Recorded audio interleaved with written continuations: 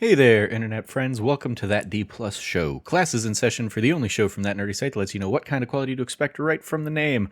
I'm your host, Trevor Starkey, and each week we dive into a different Disney Plus offering and discuss its history, how it holds up today, and our general impressions.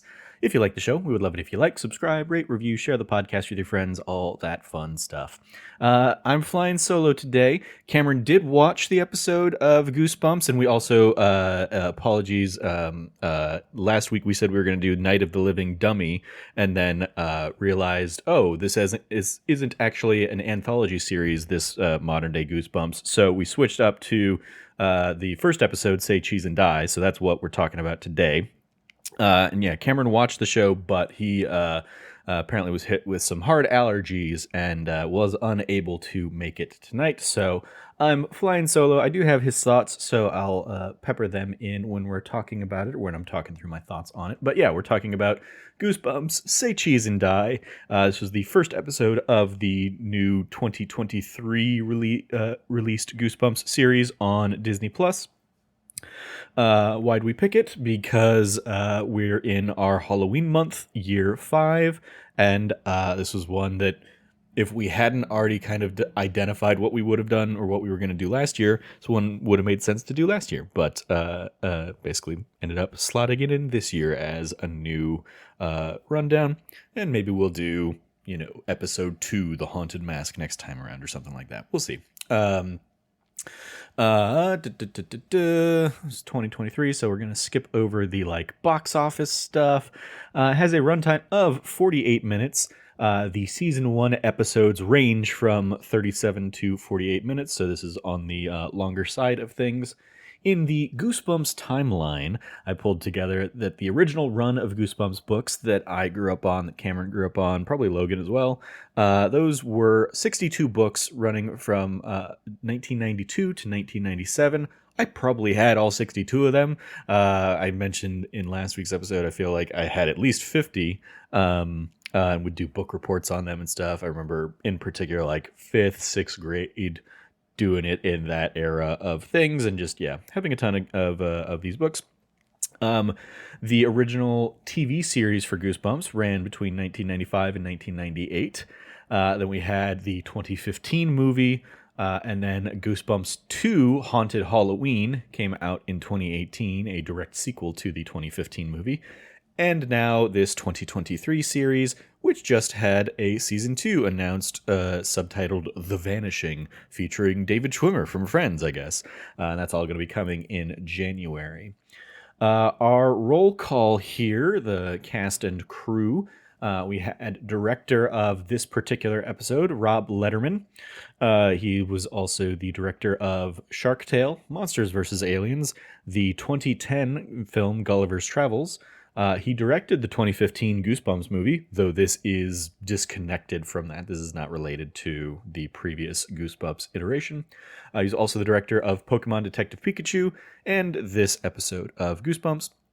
Our writers for the series, I believe all 10 episodes, but this episode in particular, Rob Letterman, who I just mentioned on the directing front, as well as Nicholas Stoller. On the writing front, Rob Letterman also wrote Shark Tale, Monsters vs. Aliens, and Pokemon Detective Pikachu, as well as creator showrunner of all 10 episodes here of this Goosebumps series, season 1. And Nicholas Stoller wrote projects like Fun with Dick and Jane, Yes Man, Get Him to the Greek, the aforementioned 2010 Gulliver's Travels, so this might be where they met up for the first time.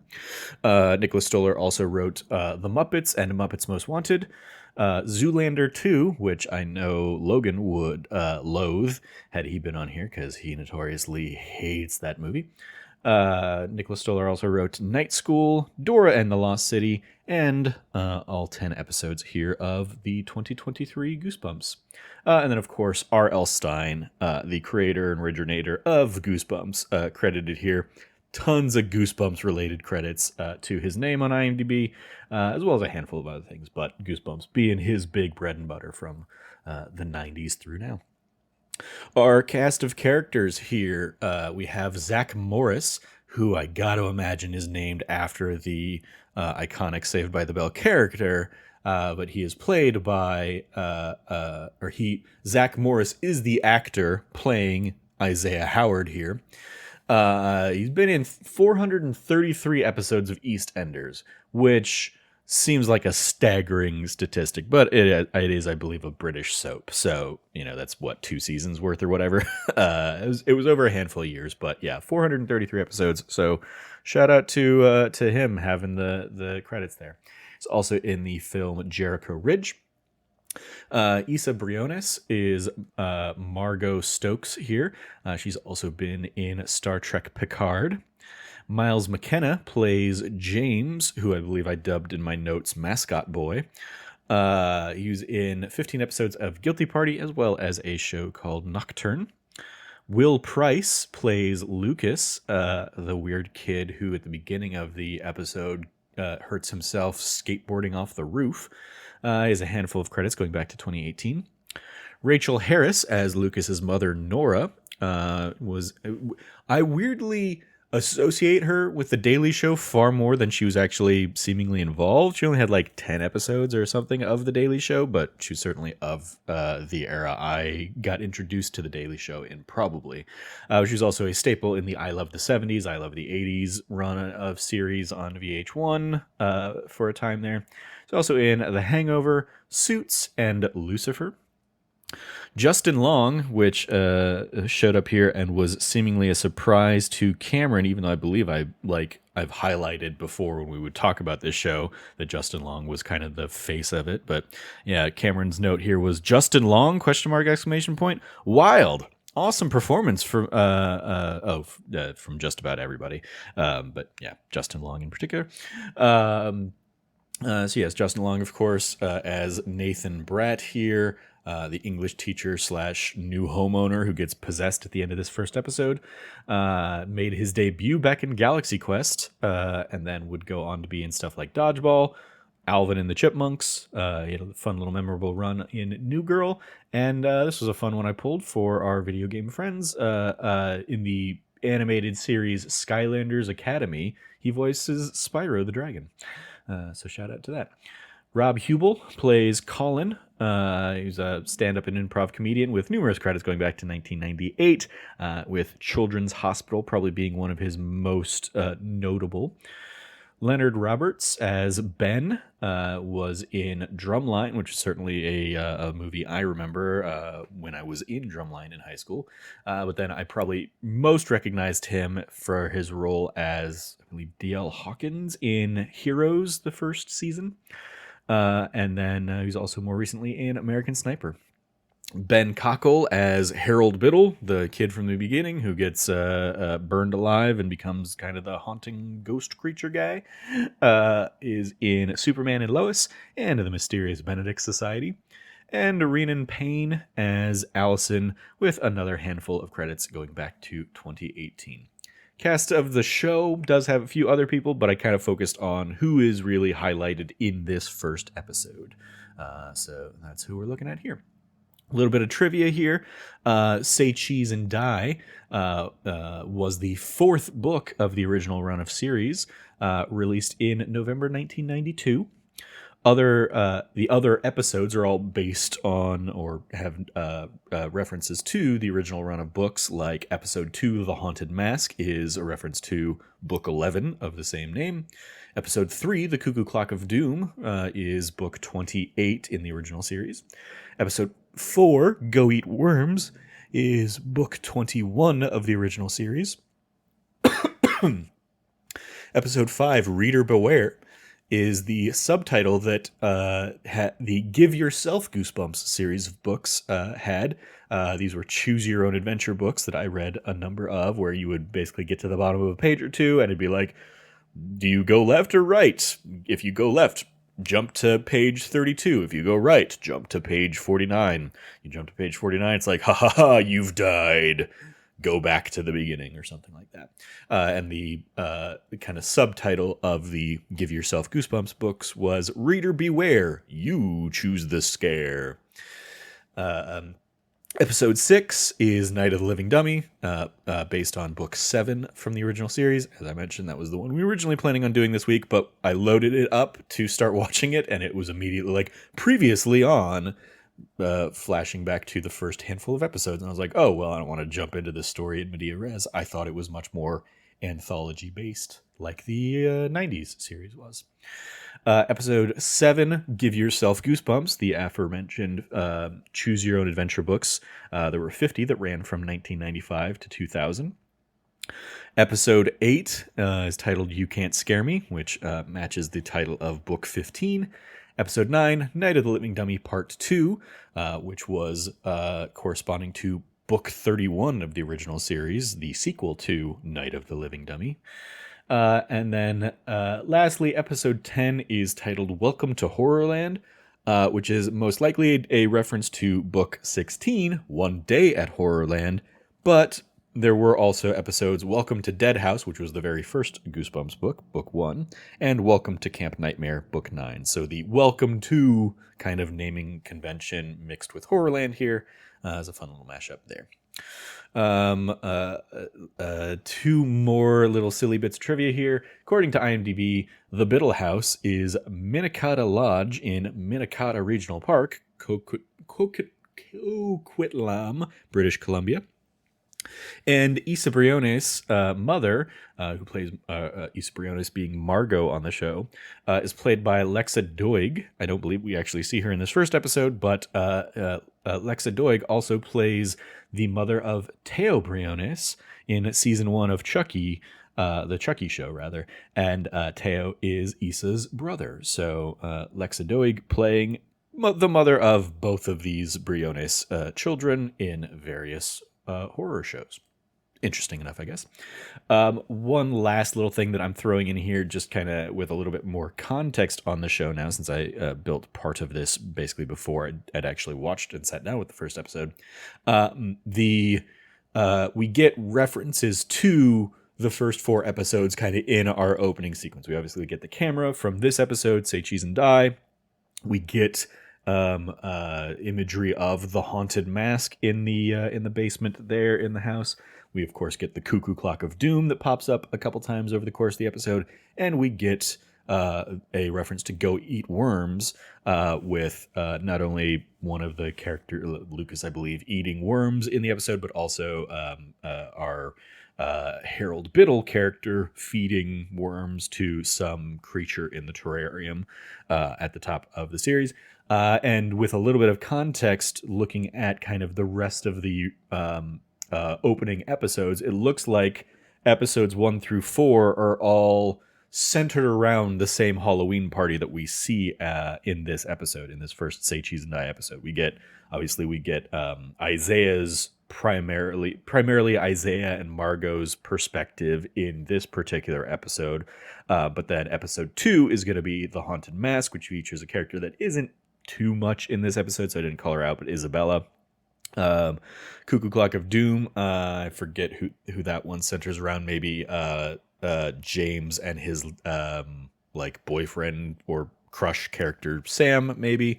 And then we have Go Eat Worms being episode 4, also at the Halloween party. So yeah, all 4 of these first episodes seem to be like, all right, let's rewind the clock a little bit to see what else was happening at that Halloween party. And then the series seems to pick up kind of post-Halloween party from episodes 5 on. So I only watched the first episode thus far, but yeah, it was interesting enough show.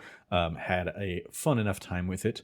Let's see, let me pull up my notes here to see. I like the flashback to kind of the like more or less the original era of the Goosebumps books, being like the little 1993 opener with the Polaroid camera and all that kind of stuff. Obviously, again, mentioning or foreshadowing elements from the next few episodes, seeing the Cuckoo Clock of Doom, seeing the Haunted Mask, seeing the worms for Go Eat Worms. Then we get like the kid dying in a horrible fire, sure. And then we cut 30 years to the future to 2023, aka like modern day. We get introduced to so many characters that I was trying to keep up with and like jot down notes, but a lot of times it is just like, oh, like here's the relationship between some of these kids. Obviously, we get introduced to Isaiah, the focal point of this episode, doing his big. We meet him first at the little shop owned by Lucas's mom, Nora.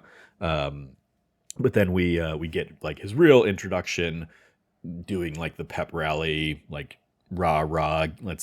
He's the football, captain kind of guy. Okay, and he's going for the stereotypical.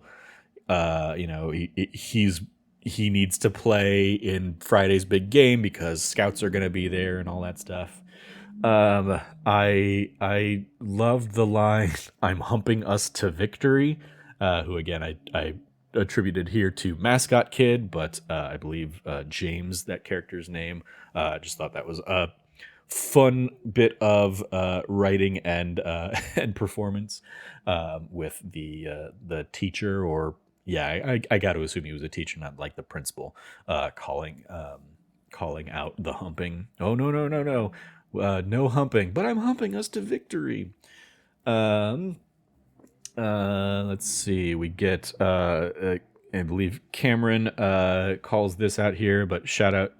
Cameron said, "Shout out blatant LGBTQIA representation," which I don't know if blatant was the word he meant there, because shout out and blatant seems to be at odds. Because I never think of like, a blatant thing being like a good thing, but yes, there's obviously some very apparent LGBTQ relationships introduced here. Let's see. We get that Isaiah is on academic probation for failing a history test, or failing some sort of test, and basically has to get an A on his other test this week. So he pulls up his friend Margot and help, and they have their fun little one of those classic like ibidigo kind of gibberish languages. I appreciated that reading the subtitles, I could identify what the language stuff did, of adding DWGs or something like that in between every syllable. But I was still like, I don't, why that seems so hard. Seems so hard to try and like figure out how to do that, which I guess makes it, that does serve the point of the hidden or secret language kind of stuff. We get the introduction of Justin Long inheriting the house from the prologue. Shout outs to that and his like fun little appearance here. I really loved him when he, his like eagerness to get down to the basement, leading to he cuts his hand open, the blood unlocks the door for more horror-y kind of things afoot. But I really loved him both when he comes like back and kind of interrupts the party and says, "Hey everybody, I showed up as the new homeowner, so please leave," being by all accounts I would say a pretty cool guy about the whole thing. A whole bunch of high school teens wrecking his house, just being totally cool to just be like, "Hey, get out," rather than like, "Oh no, you're not getting out of here without cleaning up your shit." But nope, he's cool about it. I also liked his little interaction with Isaiah the next day, introducing him as the teacher at the school, the new English teacher. So explaining, why he'll continue to be involved in the kids' lives, and also obviously also the like haunting at the end of the episode. Cameron noted here, really great premise, tying everything together into an ongoing series. And he loved the cabin in the woods vibe of the basement full of haunted stuff, and the interconnected characters and all of the things tying them to the original books. So yeah, shout out to all that little the world building more or less of this episode. Obviously, we get here the iconic "say cheese and die" kind of camera. Oh, you take a picture and it shows some horrific image from the future. We see. Was it Allison, I believe? We see like the close up on her face freaking out in the woods. We see when we see the images, we see Margot basically right after the next sequence where she's her had an allergic reaction to nuts, and both of those images, of course, uh, with the prelude of the haunting Biddle kid in like fiery ghost form taunting them. And then, of course, my note was what? Oh, I the old millennial in me could not stand for the a myth propagated by the song "Hey Ya" about shaking like a Polaroid picture. No, kiddo, we all were doing that well before that song came out. Like that was what we did with Polaroid film. I was not a fan of the Gen Z kid being like, "Oh yeah, no, that wasn't a thing people actually did." No, it was totally a thing we actually did.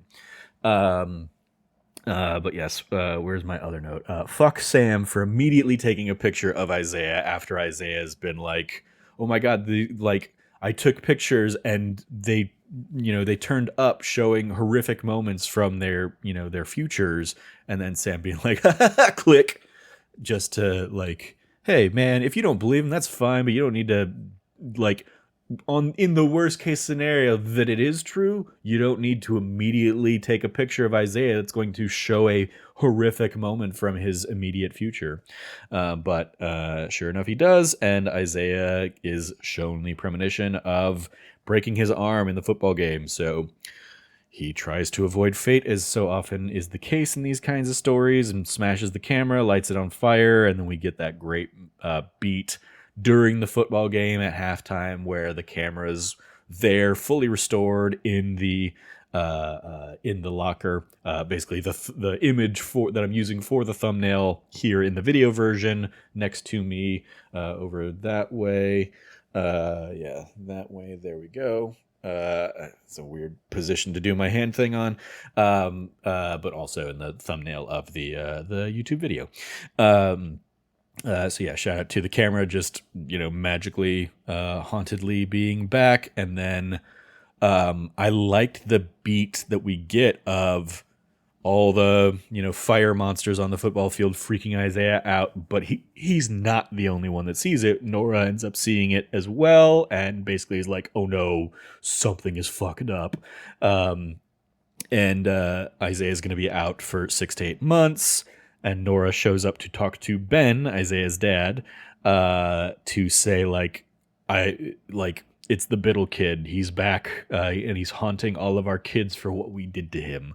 Yeah, setting up kind of the premise for the rest of the series. Some like most likely the bullying of the parents' generation to this kid. Now the kid's back to haunt all of the other kids of his former bullies and tormentors.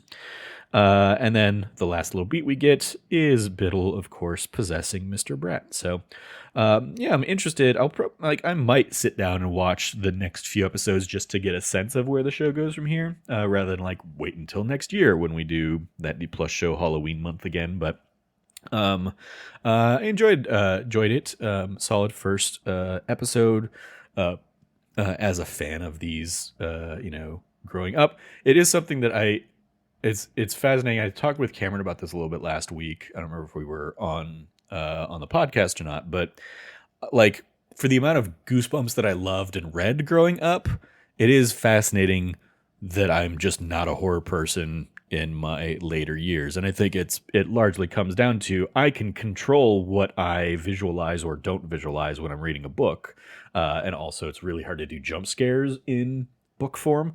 And jump scares are easily the thing I like least about, modern horror stuff. I don't like the tension of that feeling and then just something, immediately freaking me out. While I, enjoyed the Say Cheese and Die book, I'm sure, watching this and seeing seeing the images and knowing, okay, well, that's an inevitable thing we're going to get to, I still was very tense during the football game of like, I don't want to see this kid break his arm. I don't want, especially because I don't know how graphic they're going to get with it. Yeah, it's a Disney Plus show, but it's also on Hulu, so maybe they get a little grotesque with it, and at we don't see it too bad, the break, but yeah, still not like I was still like, oh, I don't want to see how bad this goes, or I don't like. I found myself looking up to see like, are any of these kids gonna straight up die in this episode before finishing the episode? Like while I was watching it, I kind of did like a little. I spoiled myself on the rest of the episode just to see what I was in for. So yeah, shout out to nailing that kind of goosebumpsy horror vibe of things. Looking through, yeah, the only the other note that Cameron had that I've not read yet was the cliffhanger of the possession and parents having done something to cause the kid's death. All of it really cool. And so yeah, diving into the grade, where we grade from A plus to F. Cameron's grade was a B plus. He said no real negatives, and enjoyed kind of all the other elements that I touched on above. I'll give it a B myself. Again, like largely because horror is just not my jam, and I think this episode suffers from introducing so many of the kind of cast of characters, or I was just having a hard time keeping up with all of these new people and what relationships matter to each other, and I think maybe spreading that out, if they could have done so and maybe they do, and this was the condensed version of it already, but spreading out introductions a little bit more over the course of the next couple episodes of like, oh, let's get to know this character a little bit more at some other scene in the Halloween party, so that we don't need to feel like we're cramming everybody into introductions into this first particular episode. But yeah, so yeah, B from me.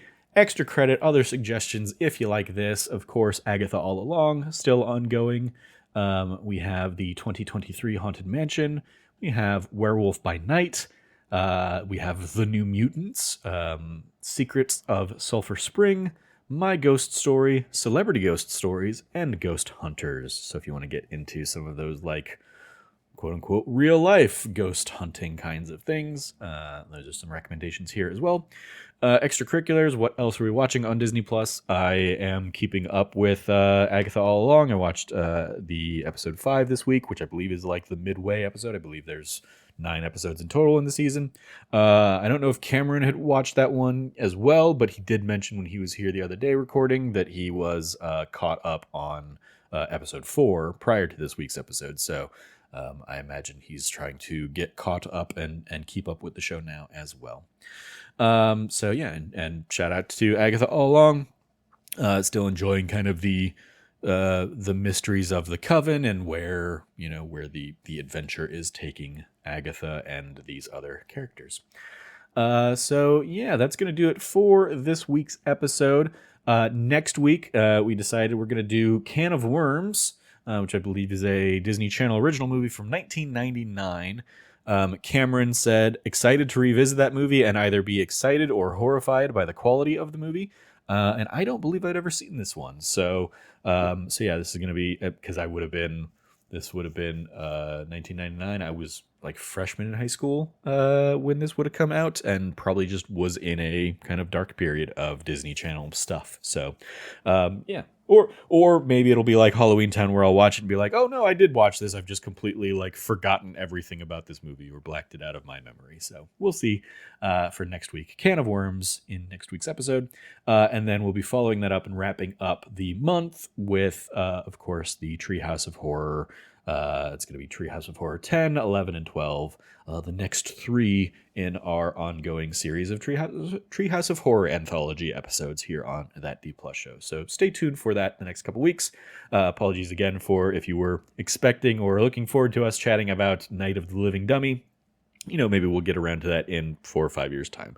So we'll see.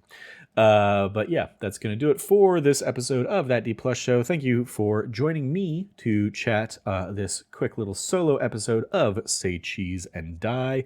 You follow me at Trevor J. Starkey on Twitter. In addition to next week's episode of Can of Worms, I will shout out this past week's That Nerdy Site Show, where we caught up on, we got Cameron's Unicorn Overlord thoughts.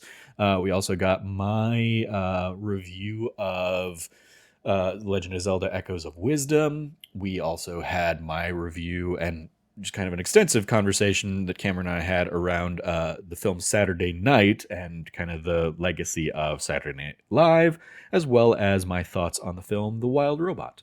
So if you're interested in any of those things, go check out this week's That Nerdy Site Show. You can follow all of us over at That Nerdy Site or go to thatnerdysite.com for all the latest from us. Once again, if you liked what you heard, please remember to like, rate, review, subscribe, share the podcast with friends, all that fun stuff. Thank you for joining me. As always, stay nerdy, be good to each other, and class dismissed.